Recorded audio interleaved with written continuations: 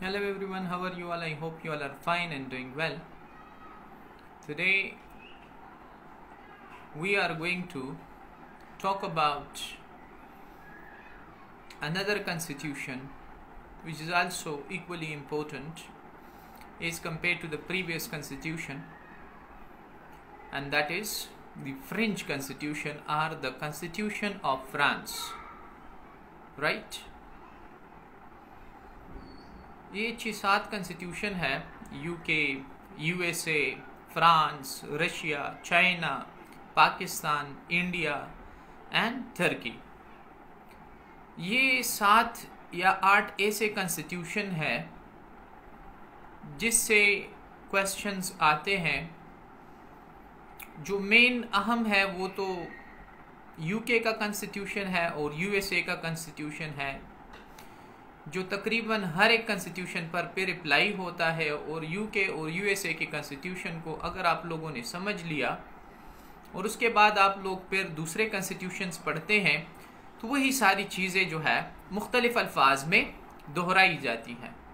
USA presidential है और UK parliamentary है। बाकी जितने भी कॉन्स्टिट्यूशंस हैं या तो पार्लियामेंट्री होंगे या प्रेसिडेंशियल होंगे या विद स्लाइट चेंजेस जो है सेमी प्रेसिडेंशियल होते हैं, जिसमें पार्लियामेंट का जो है एलिमेंट भी पाया जाता है और प्रेसिडेंशियल सिस्टम का भी जो है उसमें एलिमेंट पाया जाता है।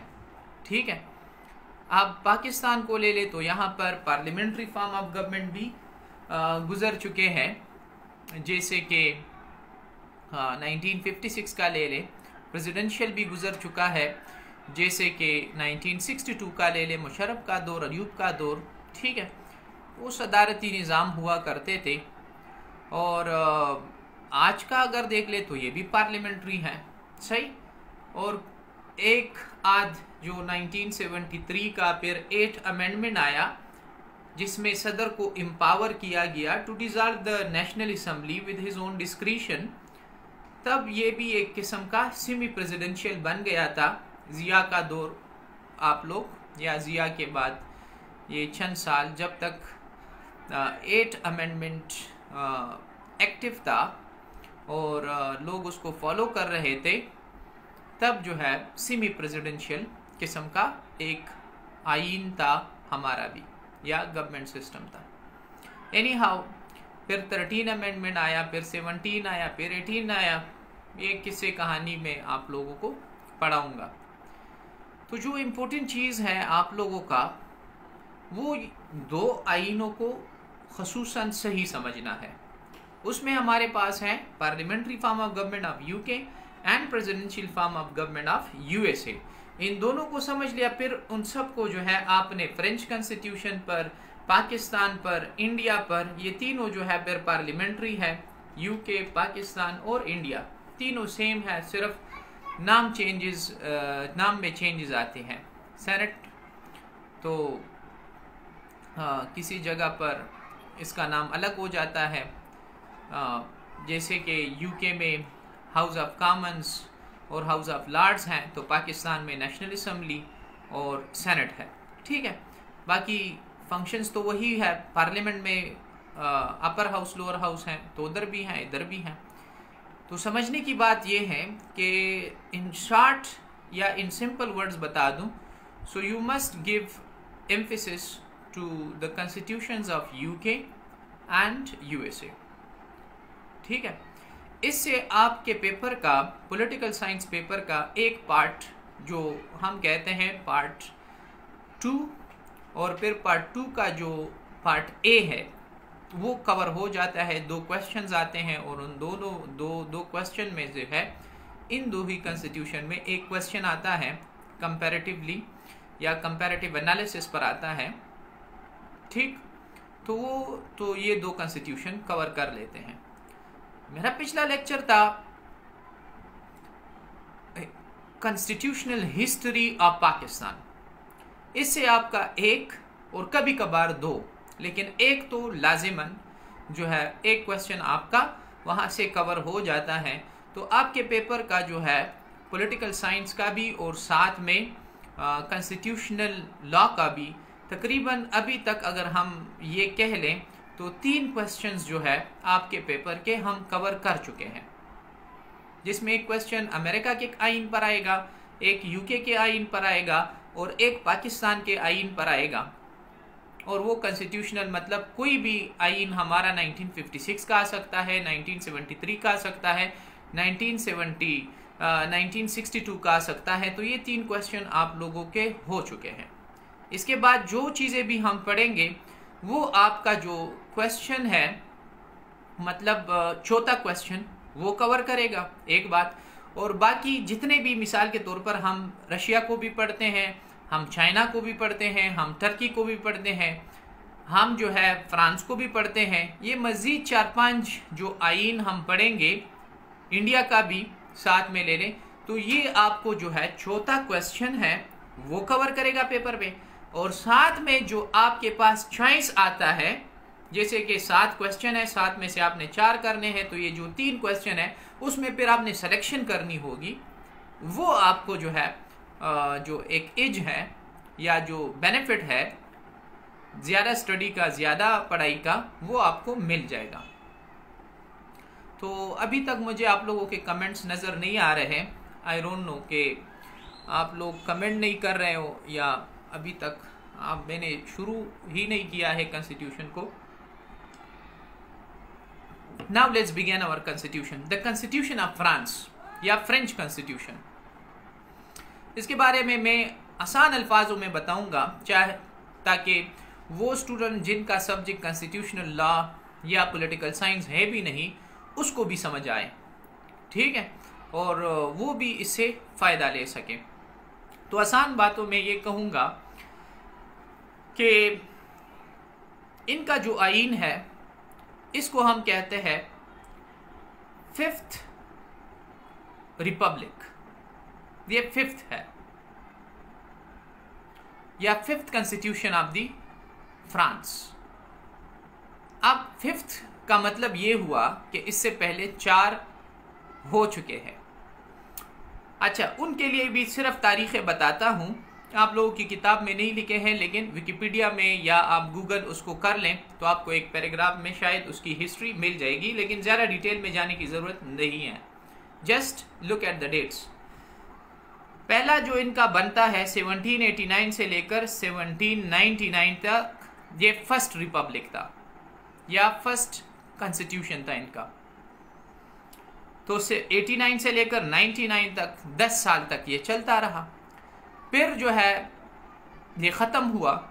फिर दूसरा आइन आता है इनका 1848 से लेकर 1852 तक, फिर 48 से 52 तक। तो ये 4-5 साल होते हैं, आई थिंक उतना ही चलता रहा। फिर थर्ड आता है 1871 से लेकर 1940 तक, और ये फिर से 61 ईयर्स चलता है, लेकिन हालात फिर से ख़राब होते हैं और ये आइन भी ख़त्म हो जाता है। फिर 1946 से लेकर 1958 तक ये चौथा है और ये भी 12 साल चलता रहा और इसको भी ख़त्म किया गया। फिर 1958 में ये 5th रिपब्लिक बनाया गया और आज तक ये हैं। ये तो चलो मैंने आप लोगों को क्विकली बस ये 5 फेजेस बता दिए। इसमें जो सबसे बड़ा किरदार अदा किया जनरल डिगाल ने अदा किया, ठीक है, चार्ल्स डिगाल। कुछ लोग इसको चार्ल्स डिगाले कहते हैं, तो जो भी आप लोग इसको प्रोनाउंस करते हैं कर लें। तो 4 अक्टूबर 1958 को ये इम्प्लीमेंट होता है। इसके लिए एक स्टोरी बताता हूँ। एक बुक राइटर था, तो उसको किसी ने कहा कि आप लोग जाएं और कॉन्स्टिट्यूशन पर कुछ लिखें। तो इसने कहा कि I do not write on periodicals, कि मैं पीरियाडिकल्स पर जो हर वक्त एक चीज़ चेंज होती है और परमानेंट नहीं रहती या फिक्स नहीं रहती, मैं उस पर लिखना नहीं चाहता। तो ये थोड़ी सी मजाक की बात है, इस लिहाज से कि इनका जो आइन है हर 10 साल बाद, 12 साल बाद, 4 साल बाद और 61 साल बाद जो है चेंज होता रहा, तो फिर ये पीरियाडिकल बनता रहा क्योंकि ये कॉन्स्टिट्यूशन नहीं हुआ। एनी हाउ, 5th रिपब्लिक के बारे में ये कहा जाता है कि ये जो है सेमी प्रेसिडेंशियल सिस्टम है।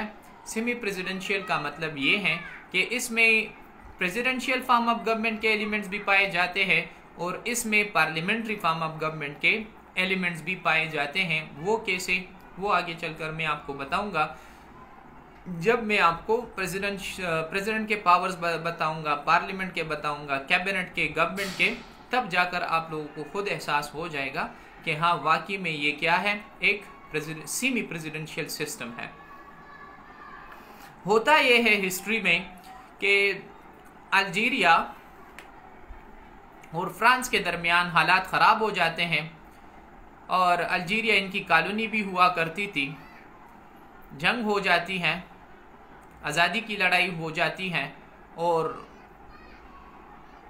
फ्रांस जो है कमज़ोर पड़ जाता है और इनका जो सदर है उस वक़्त इनका प्राइम मिनिस्टर था या प्रेसिडेंट था, ठीक है, प्रेसिडेंट रेनी खोरी।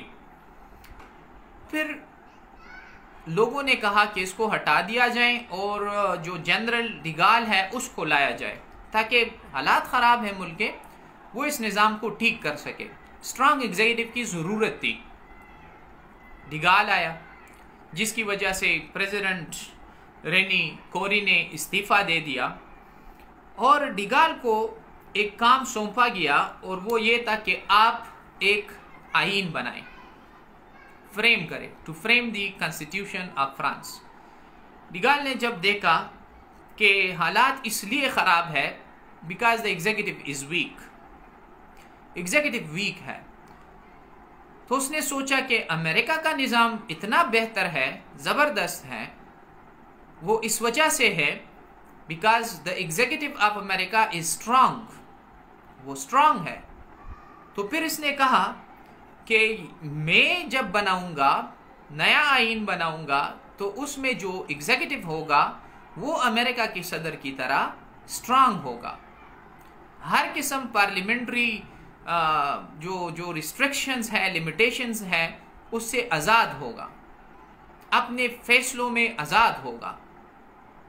तब अगर आप लोग मुझे मानते हैं और एक ऐसा आइन चाहते हैं तो बेशक मैं तैयार हूं। चलो, हालात ही कुछ ऐसे थे कि लोग मान गए।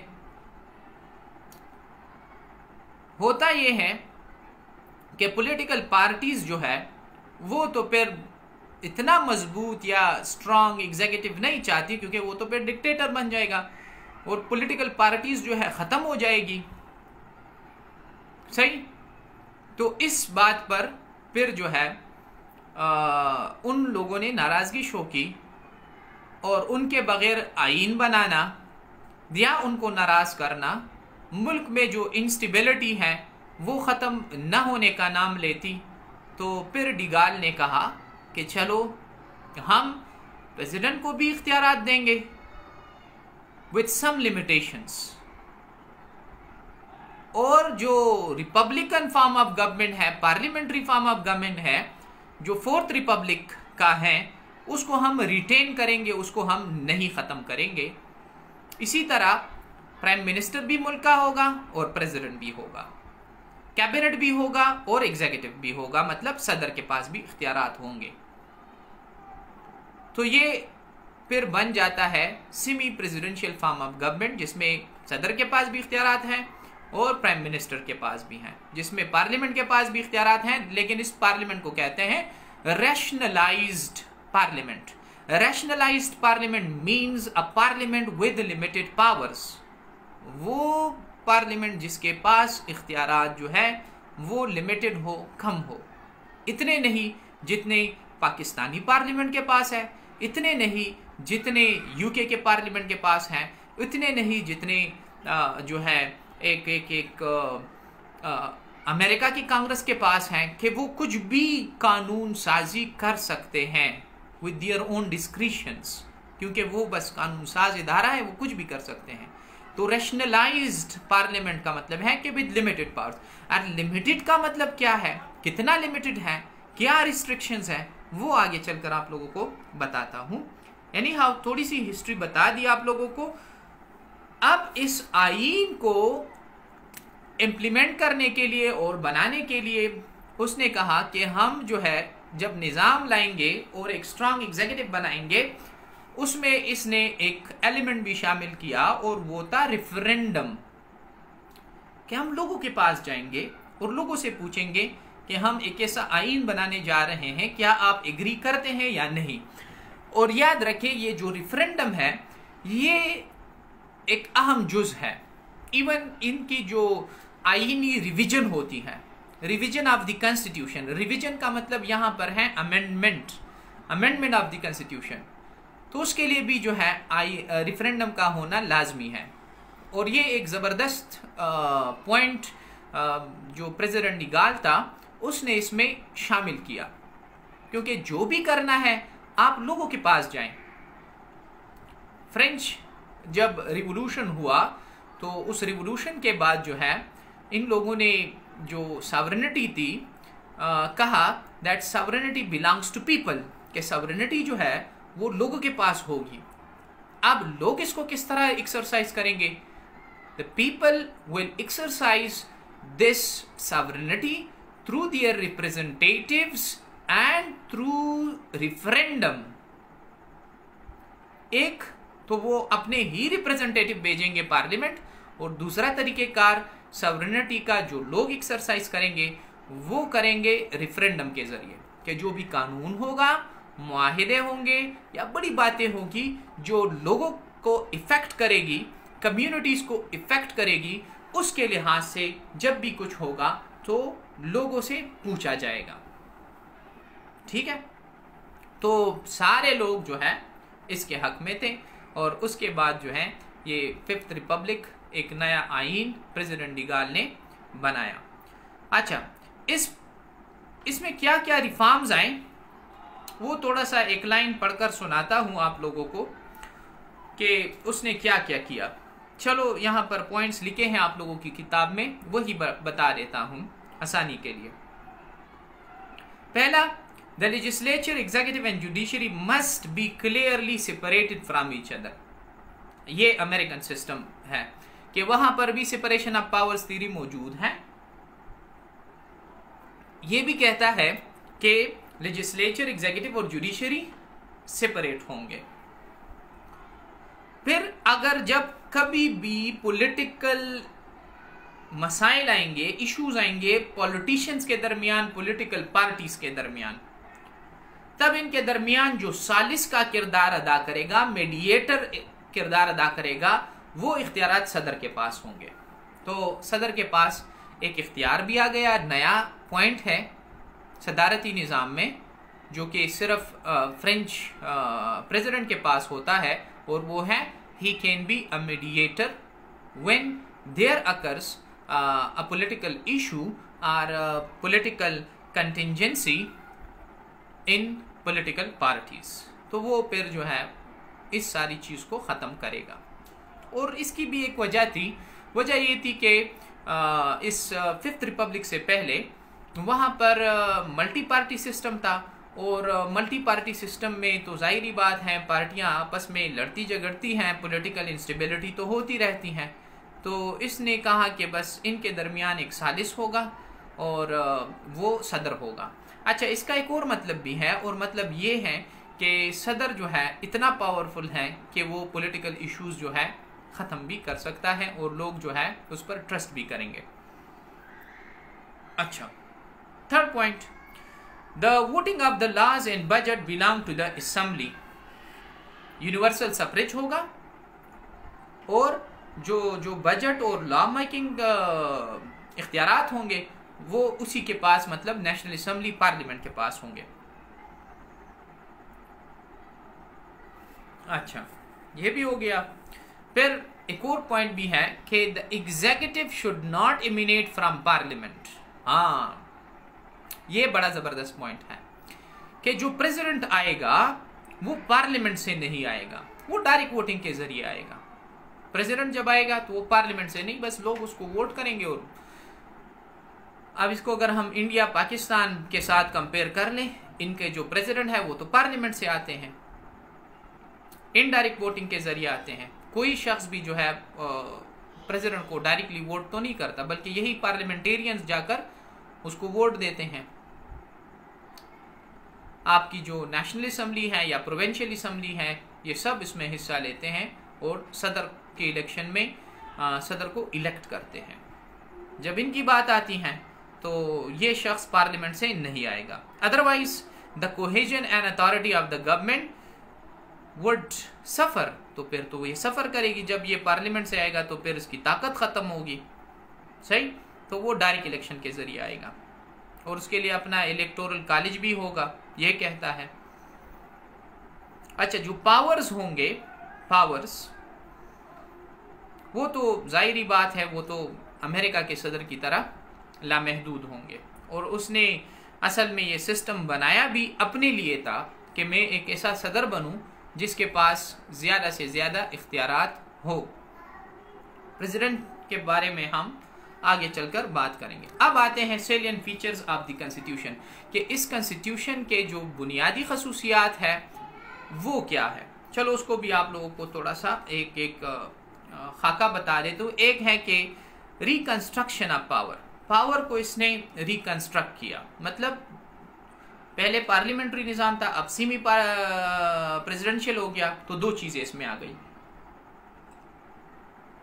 स्ट्रॉन्ग एग्जीक्यूटिव आ गया और second establishment of rationalise parliament.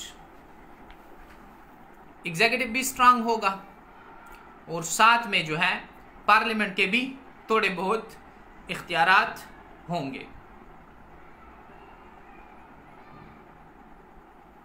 और एग्जीक्यूटिव जो है वो पार्लियामेंट से अलग भी होगा। स्ट्रांग का मतलब ये भी है, जैसे अमेरिका का प्रेसिडेंट है और उसके बारे में कहा जाता है कि उसका अपना एक कैबिनेट होता है and he is not responsible to the Congress.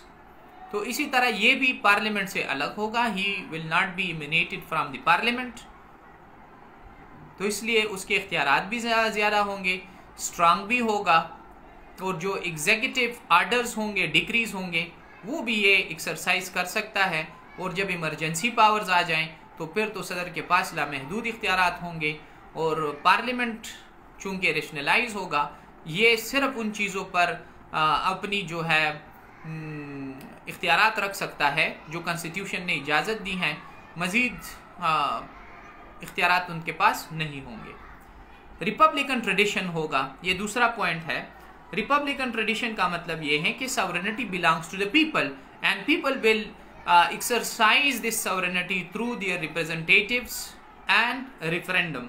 Referendum के ज़रिए ये यूज़ करेंगे अपने। बाकी जो फोर्थ रिपब्लिक में लोगों को राइट्स, फंडामेंटल राइट्स या rights bill of rights of man है, वो दिए जाएंगे। और जो मोटो है इनका, liberty, equality and fraternity, liberty, equality and fraternity, वो जो है कायम रहेंगी। सही। डायरेक्ट इलेक्शन भी होगा और जो सब कुछ भी होगा, लोगों को तो वोट का हक हासिल होगा, डायरेक्टली हिस्सा लेंगे इलेक्शन में, लेकिन ये सब कुछ सीक्रेटली होगा। फिर तीसरा पॉइंट है कॉन्स्टिट्यूशन जो है द रिजल्ट ऑफ कंप्रोमाइज। ये कॉन्स्टिट्यूशन जो है रिजल्ट ऑफ कंप्रोमाइज है।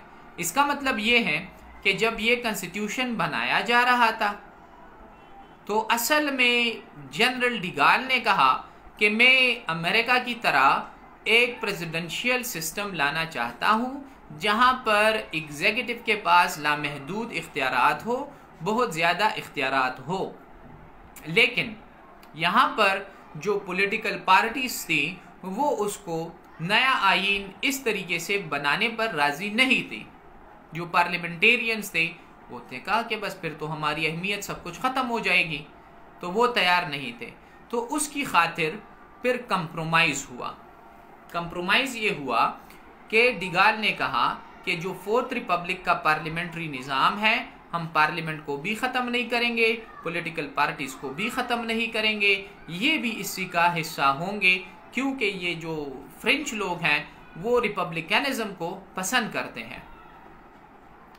स्ट्रांग लीडरशिप की इसलिए ज़रूरत है क्योंकि वहाँ पर पॉलिटिकल इश्यूज थे, जंग भी था, हालात भी ठीक नहीं थे और इकानमी भी ख़राब हुई थी। तो इसने कहा कि ये एक स्ट्रांग एग्जीक्यूटिव ही ठीक कर सकता है। तो फिर कंप्रोमाइज़ हुआ, जो पार्लियामेंटेरियंस थे वो भी खुश हुए और जो प्रेसिडेंट था उसने अपने इख्तियारात कुर्बान कर दिए इस कंप्रोमाइज़ की खातिर। तो इसको कहते हैं कि it is the result of compromise. ये जो सेमी प्रेसिडेंशियल निज़ाम आया वो एक कंप्रोमाइज़ के तहत आया। आज आप लोगों के कमेंट्स मुझे नज़र नहीं आ रहे हैं, न किसी ने इस ब्रॉडकास्ट को लाइक किया है, कुछ भी नहीं। एनी हाउ मैं तो लेक्चर दे रहा हूँ। आई डोंट नो कि आप लोगों को आवाज़ आ रही है नहीं आ रही, सुन रहे हो, कुछ लिख रहे हो, तो मसला क्या है। हाँ, मीना गुलाली का भी एक मैसेज देखा, तो शायद नेट का ही मसला होगा। फिर अब आते हैं कि तीसरा पॉइंट, ये तो 3 पॉइंट हो गए। चौथा पॉइंट पर आता है कि लिमिटेड पावर्स ऑफ पार्लियामेंट। इस आईन ने पार्लियामेंट को महदूद इख्तियारात दिए हैं और इस वजह से इसको कहते हैं कि rationalised parliament. Rationalised parliament means a parliament with limited powers. अब लिमिटेड पावर्स का मतलब क्या है? एक तो ये है कि ये लोग सिर्फ और सिर्फ उन चीज़ों पर कानून साजी कर सकते हैं जो आईन ने कहा है, उससे हटकर नहीं कर सकते। अगर हम इसको कंपेयर कर ले पाकिस्तानी पार्लियामेंट के साथ, तो पाकिस्तानी पार्लियामेंट जो है वो कुछ भी कर सकती हैं। अगर हम कह ले तो इंग्लिश पार्लियामेंट के साथ अगर हम इसको कंपेयर कर ले यूके के पार्लियामेंट के साथ, तो वो तो कुछ भी कर सकती हैं सिवाय इसके कि मर्द को औरत और औरत को मर्द बना दे। बाकी उसके पास सॉवरेनिटी है, पार्लियामेंट्री सॉवरेनिटी है, और इंग्लिश पार्लियामेंट कुछ भी कर सकता है, अनलिमिटेड इख्तियारात है। डिक्टेटरशिप ऑफ द पार्लियामेंट कह ले तो गलत नहीं होगा, लेकिन इनके पास ये इख्तियारात नहीं है। ये सिर्फ और सिर्फ उन चीज़ों पर कानून साजी कर सकते हैं जो आईन ने कहा है कि आप इसी के दायरे में रहकर काम करेंगे। सही? अच्छा, एक तो ये भी हो गया। दूसरी बात रैशनलाइज्ड पार्लियामेंट का ये भी है कि ये पार्लियामेंट्री निज़ाम है ही नहीं, ये तो प्रेसिडेंशियल का और पार्लियामेंट का एक मिक्स है। अगर हम पाकिस्तान को ले ले तो ये कंप्लीटली पार्लियामेंट्री निज़ाम है, अगर यूके को ले ले तो वो कंप्लीटली पार्लियामेंट्री निज़ाम है। यहाँ पर ये सेमी प्रेसिडेंशियल है, तो वो इख्तियारात जो पार्लियामेंट के पास होते हैं वो नहीं होते। अब पाकिस्तान में एग्जीक्यूटिव जो होता है, प्राइम मिनिस्टर, कहाँ से आता है? पार्लियामेंट से आता है। मेजॉरिटी पार्टी कहाँ पर होती है? तो वो भी पार्लियामेंट में होती है। आपका जो कैबिनेट आता है वो भी पार्लियामेंट से आता है, मेजॉरिटी पार्टी से आता है। तो पार्लियामेंट जो है उस लिहाज से ज़्यादा पावरफुल होता है। फ्रेंच प्राइम मिनिस्टर भी वीक होता है,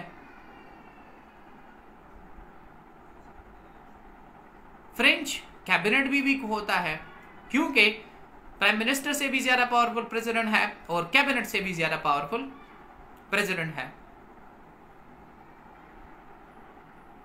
साथ में चलो कानून साजी के इख्तियारात वो भी लिमिटेड हैं इनके पास, हर चीज़ के लिए कानून साजी भी नहीं कर सकते। अच्छा, एक तो ये पॉइंट हो गया। दूसरी बात यह है कि एक होते हैं लॉ मेकिंग पावर्स और एक होते हैं rule making powers. Law making powers तो पार्लियामेंट कर सकता है, लेकिन रूल मेकिंग पावर सिर्फ और सिर्फ गवर्नमेंट करती है। गवर्नमेंट से यहाँ पर मुराद है कैबिनेट। जब आप बुक खोलेंगे और यहाँ पर गवर्नमेंट लफ्ज देखेंगे तो गवर्नमेंट से मुराद है कैबिनेट। ठीक है, तो इसको थोड़ा सा कंफ्यूज नहीं होना। कुछ लोग फर्स्ट टाइम ये बुक पढ़ेंगे तो उनको बता रहा हूँ, और जिन्होंने ऑलरेडी पढ़ लिया है और दोबारा मेरे साथ रिवाइज कर रहे हैं तो उनको शायद इस बात का इल्म हो और कोई मसला ना हो। अच्छा, तो रूल मेकिंग पावर्स जो है, जो रूल्स बनाते हैं वो कैबिनेट के पास होते हैं, मतलब गवर्नमेंट के पास होते हैं। अच्छा, parliament is no longer free to establish its own standing orders. Standing orders जो है वो रिटर्न रूल्स या वो रिटर्न आर्डर्स होते हैं जो रूल्स मेकिंग के लिए इस्तेमाल होते हैं। तो पार्लियामेंट के पास स्टैंडिंग आर्डर्स या रूल मेकिंग पावर्स है ही नहीं, ठीक है। अब पार्लियामेंट जो भी करता है तो वो इख्तियारात सारे चले गए हैं कॉन्स्टिट्यूशनल काउंसिल के पास। कॉन्स्टिट्यूशनल काउंसिल जो है वो रूल मेकिंग पावर भी जो है बताता है कि आपने किन रूल्स के मुताबिक जो है एक कानून बनाना है। और फिर कॉन्स्टिट्यूशनल काउंसिल नाम से भी ज्यादा जाहिर है कॉन्स्टिट्यूशनल काउंसिल के जो कानून बनाया जाता है वो कॉन्स्टिट्यूशनल काउंसिल के जो कमेटी है, जो मेंबर है, वो देखते हैं कि ये आइन के मुताबिक है या नहीं है। जैसे अमेरिका में जुडिशियल रिव्यू है, जुडिशियल रिव्यू के तहत जो है जज साहिब जो है या जुडिशरी जो है, सुप्रीम कोर्ट जो है, वो एक कानून देखता है कि ये कॉन्स्टिट्यूशनल है या अनकॉन्स्टिट्यूशनल है। यहाँ पर फ्रांस में कॉन्स्टिट्यूशनल काउंसिल देखता है कि ये आइन के मुताबिक है या नहीं है, ठीक है। सिर्फ ये है कि जुडिशियल रिव्यू अलग चीज़ है। जुडिशियल रिव्यू जो है आपका कानून जो है मुकम्मल सिरे से रद्द कर देती है। ये एक किस्म का जुडिशियल वीटो भी कहलाता है। लेकिन यहाँ पर सिर्फ और सिर्फ ये आपको सजेस्ट कर सकता है कि ये चीज़ आइन के ख़िलाफ़ है या जो है आइन के मुतज़ाद है, कंट्रोडिक्टरी है, अपोजिट है। अच्छा, फिर एक और पॉइंट है और वो पॉइंट है हमारे पास है पार्लियामेंट इज़ बाईकैमरल। इनका जो पार्लियामेंट है बाईकैमरल है। बाईकैमरल का मतलब ये है कि इसमें एक नेशनल असम्बली है, लोअर हाउस और एक सेनेट है। तो अमूमन लोअर हाउस ज़्यादा पावरफुल होता है पार्लियामेंट्री निज़ाम में। लेकिन जब हम यहाँ पर देखते हैं तो फोर्थ रिपब्लिक के साथ अगर कंपेयर कर ले तो फोर्थ रिपब्लिक के साथ जब इसकी कंपैरिजन की जाती है तो हम ये देखते हैं कि जो सेनेट था उसके पास कुछ भी इख्तियारात नहीं थे। मतलब कोई वीटो नहीं था, किसी कानून को वो रद्द नहीं कर सकते थे, बस बरे नाम एक अपर हाउस था। लेकिन फिफ्थ रिपब्लिक में सेनेट के इख्तियारात बढ़ा दिए गए और उनको जो है एक वीटो पावर भी दिया गया। वीटो का मतलब ये है कि जब एक बिल लोअर हाउस से पास हो जाए तो वो उसी मेजॉरिटी के साथ जो है अपर हाउस से भी पास होना है, और अगर वो रद्द कर दे तो फिर वो बिल पास नहीं होता, ठीक है। और सेनेट के साथ जिन लोगों का पावर शामिल है तो प्रेसिडेंट का भी है और प्राइम मिनिस्टर का भी है। तो उनके कहने पर भी जो है सेनेट एक कानून को वीटो कर सकता है, मतलब ये है। अच्छा, एक और पॉइंट है मिनिस्टीरियल रिस्पॉन्सिबिलिटी। मिनिस्टीरियल रिस्पॉन्सिबिलिटी का मतलब ये है कि जो कैबिनेट या गवर्नमेंट होता है that is responsible to the national assembly, और नेशनल असम्बली जो है गवर्नमेंट को ओवरथ्रो भी कर सकती है with vote of no confidence या जो है अदम एतमाद का वोट जिसको कहा जाता है, उसके ज़रिए एक हुकूमत को ख़त्म भी किया जा सकता है और उनको घर भी भेजा जा सकता है अगर उससे कोई गलती हुई है, ठीक है। लेकिन अमूमन ऐसा होता नहीं है। असल पावर्स जो है बस वही बात आती है कि प्राइम मिनिस्टर के पास होती हैं और उससे भी बढ़कर जो है प्रेसिडेंट के पास होती हैं, और प्रेसिडेंट के पास ये भी इख्तियार है कि पार्लियामेंट को, नेशनल असम्बली को डिज़ाल्व भी कर सके। तो डिसोल्यूशन के जो पावर्स हैं वो भी प्रेसिडेंट के पास होते हैं इन रियलिटी। अच्छा, इसके लिए एक फॉर्मेलिटी भी है। फॉर्मेलिटी ये है कि सदर जो है प्राइम मिनिस्टर को भी बता सकता है, गवर्नमेंट को भी बता सकता है, कैबिनेट को भी बता सकता है कि मैं ये काम करने जा रहा हूँ। एनी हाउ जो रियल और पावर्स हैं वो प्रेसिडेंट के पास होते हैं। अच्छा, एक और पॉइंट भी है रिफरेंडम। जैसे मैंने कहा कि इन लोगों की कॉन्स्टिट्यूशन की खूबसूरती ये भी है कि इसमें लोगों को भी शामिल किया जाता है, और रिफरेंडम का मतलब ये भी है कि पार्लियामेंट की जो अहमियत है थोड़ी सी कम हो जाती है, वही रैशनलाइज पार्लियामेंट की बात आ जाती है, और ये लोग जो है बिलीव करते हैं कि sovereignty belongs to the people, और पीपल इस सॉवरेनिटी को कैसे एक्सरसाइज करेंगे, रेफरेंडम के ज़रिए करेंगे। तो फिर सदर डिगाल ने ये भी शामिल किया था ये पॉइंट कि जब भी हम कानून साजी करेंगे, कोई नई ट्रीटी करेंगे जो कि लोगों को इफ़ेक्ट करती हैं, कम्युनिटी को इफ़ेक्ट करती हैं, कोई कानून बनाएंगे तो फिर जो है उसको रिफरेंडम के जरिए अपनाया जाएगा। जैसे अपर हाउस से भी पास होता है, लोअर हाउस से भी पास होता है, पार्लियामेंट से पास होता है, तो वो लोगों के पास भी जाना चाहिए, लोग भी उस पर जो है अपनी राय दे रहे। हाँ, तो इसी तरह ये भी होता है। अच्छा, चंद चीजें ऐसी हैं जिस पर टाइम ज्यादा लगता है, तब प्रेसिडेंट के पास ये भी इख्तियार है कि वो रेफरेंडम को जो है एक्सेप्ट भी करे, रिजेक्ट भी करे, या पार्लियामेंट को, इवन समटाइम्स पार्लियामेंट को बाईपास करे और वो डायरेक्टली रेफरेंडम की तरफ जाए, ये भी कर सकता है। कभी कभार वो चाहे तो रेफरेंडम को खत्म करके कि मुझे रेफरेंडम नहीं चाहिए, मेरे पास टाइम कम है, या एक चीज जो कानून साजी हमने करनी है वो टेक्निकल है, जो आम लोगों की समझ से बाहर है, तो इसके लिए फिर वो पार्लियामेंट भी जाता है और पार्लियामेंटेरियंस को कहता है कि इन फ्ला चीज पर कानून साजी करे, फिर पार्लियामेंट ही करती है, और वो भी 3/5 मेजॉरिटी के साथ, ठीक है, दोनों हाउस से पास होना होगा उसको। तो सारे के सारे इख्तियारात फिर अगेन प्रेसिडेंट के पास आएंगे कि रेफरेंडम को करा भी सकता है पार्लियामेंट को बाईपास करके, और कभी कभार चाहे तो रेफरेंडम को छोड़कर डायरेक्टली पार्लियामेंट के पास जाएं तो वो भी कर सकता है। इवन कभी कभार उसके पास ये भी इमरजेंसी में उसके पास ये भी इख्तियारात हैं कि वो इवन दोनों को बाईपास कर ले, बस इमरजेंसी डिक्लेयर कर दें जब नेशनल सिक्योरिटी मसला हो या नेशनल इंटीग्रिटी मसला हो, तो इमरजेंसी डिक्लेयर कर दें। इवन कोरोना जैसे हालात आ जाएं, ये भी एक इमरजेंसी है, तो फिर जो है लोगों की आज़ादी ख़त्म हो जाती है। चलो, कॉन्स्टिट्यूशनल काउंसिल, जैसे अभी आप लोगों को समझाया कि ये एक कमेटी है जो कि ये देखती है कि जो कानून बनाया गया वो कानून जो है आइन के मुताबिक है या नहीं है। अगर है तो ठीक है, कानून पास हो जाता है, नहीं है तो फिर जो है उसमें अमेंडमेंट्स सजेस्ट किए जाते हैं या नए प्रपोजल्स दिए जाते हैं और उनको चेंज किया जाता है। तो ये एक नई चीज़ है कॉन्स्टिट्यूशनल काउंसिल की जो कि यहाँ पर है। अगर हम इसको जुडिशियल रिव्यू के साथ कंपेयर कर ले अमेरिका की, तो वहाँ पर ये इख्तियार जुडिशरी के पास है। जुडिशियल रिव्यू के तहत एक कानून को अनकॉन्स्टिट्यूशनल करार दिया जा सकता है। दोनों में सिर्फ फ़र्क ये है कि ये उसको अनकॉन्स्टिट्यूशनल तो नहीं करार दे सकती, मतलब वीटो नहीं कर सकती, सही, सिर्फ उसमें प्रपोजल और अमेंडमेंट सजेस्ट कर सकते हैं। अच्छा, तो ये सारी बातें हो गई। इमरजेंसी भी एक पॉइंट है। इमरजेंसी का मतलब ये है कि सारे के सारे इख्तियारात फिर सदर के पास हो जाएंगे। चले जाते हैं रिवीजन ऑफ द कॉन्स्टिट्यूशन। तो रिवीजन ऑफ द कॉन्स्टिट्यूशन भी का मतलब है कि अमेंडमेंट ऑफ द कॉन्स्टिट्यूशन, और कोई भी अमेंडमेंट हो सकती है, ठीक है, उसके तरीक़ेकार रेफरेंडम भी है, और 3/5 मेजॉरिटी के साथ दोनों हाउस इससे पास भी होना है, फिर सदर भी जो है उस पर राज़ी हो, कैबिनेट, गवर्नमेंट सब जो है, तो उसके ज़रिए जो है रिवीजन हो सकती है।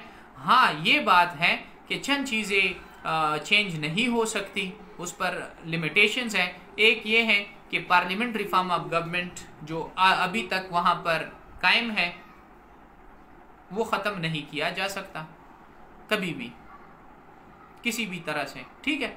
और दूसरा लिमिटेशन ये है कि जब मुल्क की इंटेग्रिटी और वक़ार ख़तरे में हो तो उस वक़्त भी जो है आइन को नहीं छेड़ा जा सकता या अमेंडमेंट नहीं की जा सकती।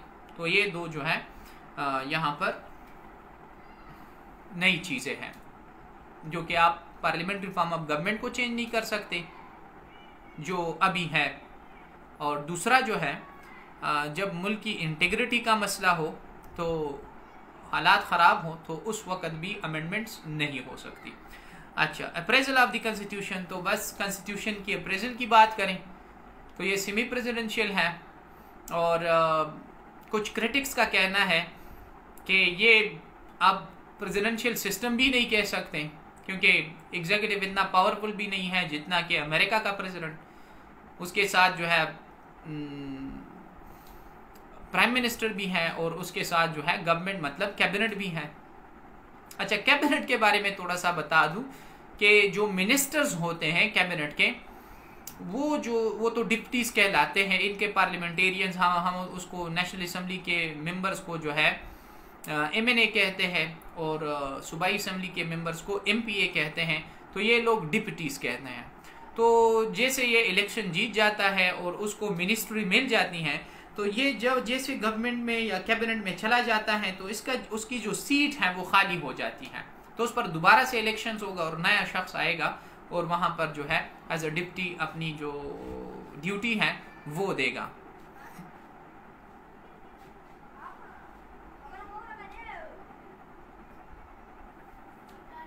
अच्छा,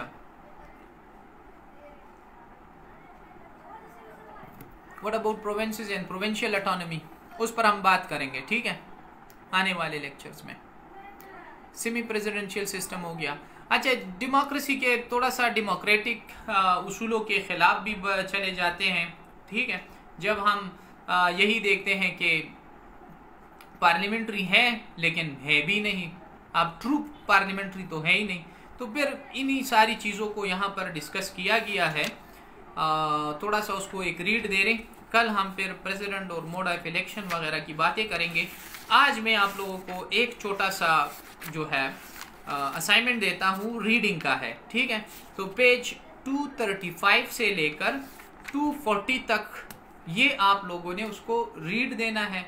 उसमें इनकी जो कॉन्स्टिट्यूशनल हिस्ट्री है, अगरचे क्वेश्चन उस पर नहीं आता, लेकिन आप लोगों को एहसास हो जाएगा कि ये लोग जो है किन सख्तियों से गुजरे हैं और क्यों जो है ये 4-5 कॉन्स्टिट्यूशन इन लोगों ने चेंज किए और आखिर में 5th रिपब्लिक। ये तो मैंने 241 से लेकर आगे तक मैंने आज आप लोगों को पढ़ाया, लेकिन 235 से लेकर 240 तक ये 4-5 पेजेस ऐसे हैं जो आप लोगों का असाइनमेंट है, और वो भी सिर्फ रीडिंग का अंडरस्टैंड करने की कोशिश करें। हिस्ट्री है, मज़ा आएगा आप लोगों को। So for now have a nice time, enjoy yourselves, thank you.